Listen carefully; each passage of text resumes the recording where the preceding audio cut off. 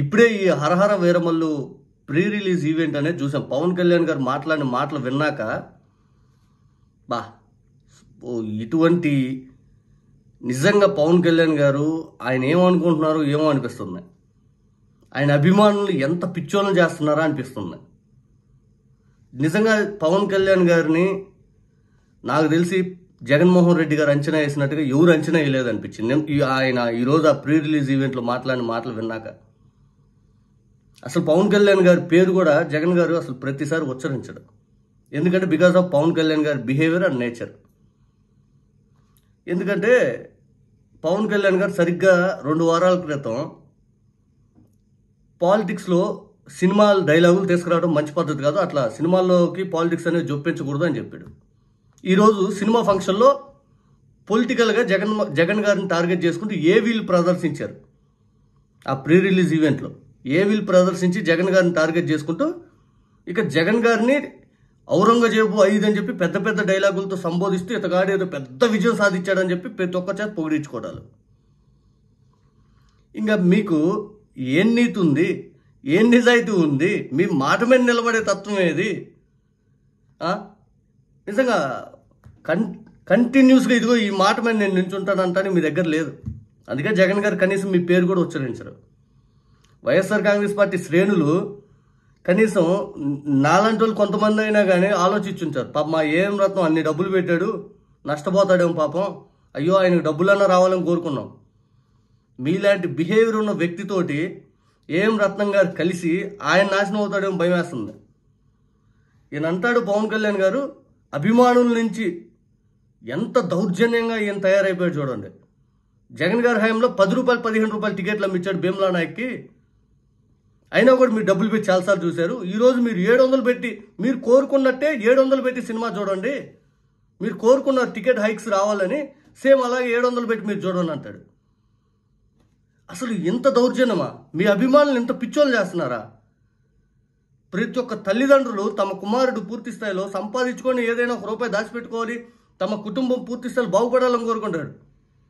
వాడు అప్పుల పాలైపోయిన పర్లా నేను బాగుండాలి అని కోరుకున్న మనస్తత్వం మీది. 700 పెట్టి 800 పెట్టి ఇష్టానుసార రీతిలో మీరు చూడండి ప్రోత్సహిస్తున్నారా? ఇదే రైతులు మరి మీ అభిమానులు కోరుకున్నట్టు మీరు 700 చేసినప్పుడు టికెట్ మరి పూర్తి స్థాయిలో రైతులు కూడా కోరుకుంటున్నారుగా, అయ్యా మాకు గిట్టుబాటు ధర కల్పించండి, అయ్యా మాకు ఇది చేయండి 5 అని చెప్పి. ఎక్కడైనా ఆ విధంగా చేశారు మీరు? ఎక్కడా చేయట్లా. ఎక్కడైనా చేశారా? మిర్చి రైతులకి ఏమైనా న్యాయం చేశారా? కనీసం స్పందించారా? పొగాకు రైతులకి న్యాయం చేశారా? కనీసం స్పందించారా? మామిడి రైతులకి న్యాయం చేశారా? కనీసం స్పందించారా? రైతుల సమస్యలు మీకు కనపడవు.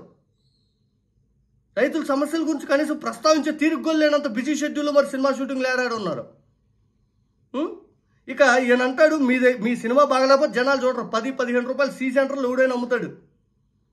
అఖండ పుష్పకి ఎందుకు డబ్బులు వచ్చినాయి? మరి అప్పుడు అఖండాకి పుష్పకి ఎందుకు డబ్బులు వచ్చినాయి అండి? మీ టైంలోనే, మీ భీమ్లా నాయక్ టైంలోనే కదా. ఎవరిని బోధన కొట్టడానికి, ఎవరిని మాయ మాటలు చెప్పడానికి మాట్లాడతారు? మనల్ని ఎవరు రాపేదంట, యూట్యూబ్లో రిలీజ్ చేస్తున్నారు. మరి ఈరోజు ఈ హరహర వీరమ్మలకి ఇన్ని పాటలు పడుతున్నారే, పొద్దున ప్రెస్ మీటు, ఇప్పుడు ఆ ఫంక్షను, ఎందుకు మరి అన్ని పాటలు? మీరు అంత స్టార్డమ్, నేను సంవత్సరానికి 100 కోట్లు పెట్టి తీస్తే సినిమా 1000 కోట్లు డబ్బులు వస్తే నేను 1000 కోట్లు సంపాదించుకోగలను, నా స్టార్డమ్ అది, నా వీరుణ్ణి అని చెప్పారుగా. మరి ఎందుకు ఇన్ని పాటలు మరి? ఇంకా ఈ ప్రీ రిలీజ్ ఈవెంట్లో రఘురామకృష్ణరాజు గారిని తీసుకొచ్చి ఔరంగజేబు లాంటి ఒక పరిపాలన పైన జయించాడంట పవన్ కళ్యాణ్ గారు. ఇక్కడ పూర్తి స్థాయిలో సినిమా ఫంక్షన్లు పాలిటిక్స్ మాట్లాడుతూ కనీసం మేము చేసాం మా ప్రభుత్వం వచ్చాకని చెప్పండి. టికెట్ హైక్స్ కోసమా మీ ప్రభుత్వం వచ్చింది?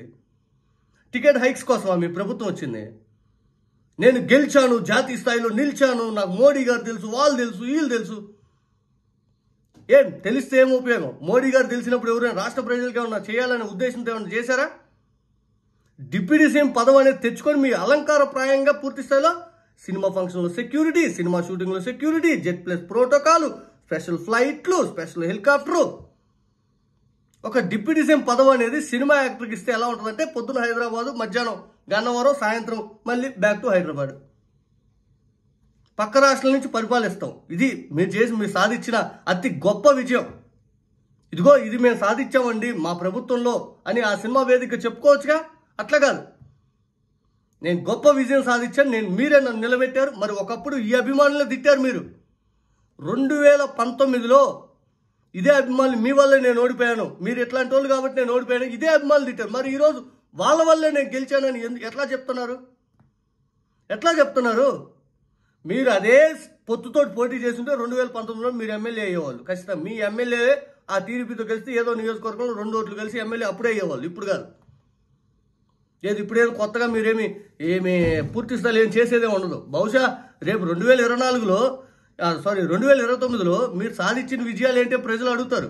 ఆ రోజుకి ఏం చెప్పాలంటే ఇటువంటి కులాలను కలపాలి, మతాలను విభజించాలి, ప్రాంతాలను నేను ఎందుకు గొప్పని, నేను ఎక్కడ పుట్టాను అక్కడ పెరిగాను, ఈ డైలాగులు వినరండి. ఎంతసేపు అక్కడ ఏవిని ప్రదర్శించారు. అసలు ఆ ఏవి చూసి పిచ్చెక్కింది. అసలు జగనాసుర అని చెప్పి ఆ ఈటీవీలో మాట్లాడితే దాన్ని తీసుకొచ్చి గోవింద అని చెప్పి జగన్ గారు ఏదైతే ఈ స్టీల్ ప్లాంట్ ప్రైవేటైజేషన్ గురించి గోవింద అంటే దాన్ని తీసుకొచ్చి ఏవి కట్ చేసి నేను పవన్ కళ్యాణ్ నేను గెలిచానని చూపిస్తారా? ఇదే మీరు సినిమా ఫంక్షన్లో చూపించేది?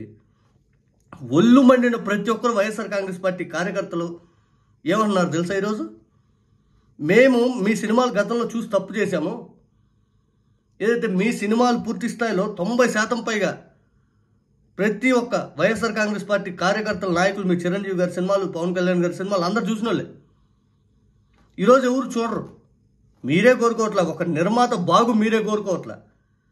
ఆ ఏం రత్నం గారికి తెలియట్లేదు, కింద గ్యాస్ మంట పెట్టారు మీకు, కింద గ్యాస్ పోయి మంట పెట్టారు మీకు. ఈ సినిమా 700 రూపాయలు టికెట్లు పెడితే చూస్తారు 10 రోజులు, 10 రోజులే ముందు 2 రోజులు ఆడటం గొప్ప. ఏదో పెద్ద ఉద్ధరించే సినిమా తీసినట్టు మీరు చెప్పే మాటలు ఏదైతే ఉన్నాయో తెలంగాణ ప్రభుత్వం దగ్గర నుంచి తెచ్చుకున్నారంట. ఇదే రిటర్న్ గిఫ్ట్ థియేటర్ల వాళ్ళకి అని మీరైతే బెదిరించవచ్చు. 10-15 రూపాయలు అమ్మిచ్చారు 5 అని చెప్పి మీరు మాట్లాడవచ్చు. మీరైతే థియేటర్లకి రిటర్న్ గిఫ్ట్లు, థియేటర్ల యాజమాన్యాలకి ఇక ఎవరైనా రావాలంటే వచ్చి ఆ ప్రొడ్యూసరే వచ్చి ఇక్కడ కలవాలి. మరి ఏం రత్నం గారు టికెట్ హైక్స్ ఎలా ఇచ్చారు, కలిసారా? ఏదో ఆ ఫుటేజ్ బయట పెట్టండి. నిజంగా ఇదే ధోరణి పవన్ కళ్యాణ్ గారు మీకు అధికారం ఇచ్చింది మీ సినిమా షూటింగ్ల కోసం, మీ సినిమా టికెట్ హైక్స్ కోసం అనుకుంటున్నారట్టుంది. మీరు చెప్పిన మాటలకి చేసిన పనులకి సుగాలి విపరీత అంశం ఏది? 33,000 అమ్మాయిలేరి, అభివృద్ధి ఏది, సంపసృష్టి ఏది, అనుభవం ఏది, బడులేయి, గుడులేయి, సచివాలయం ఏది, వైద్య వ్యవస్థ ఏది, రైతుల పరిస్థితి ఏంది, నిరుద్యోగులు ఏంటి, 10 లక్షల రూపాయలు ఎవరెవరికి పోయినాయి నిరుద్యోగులకి.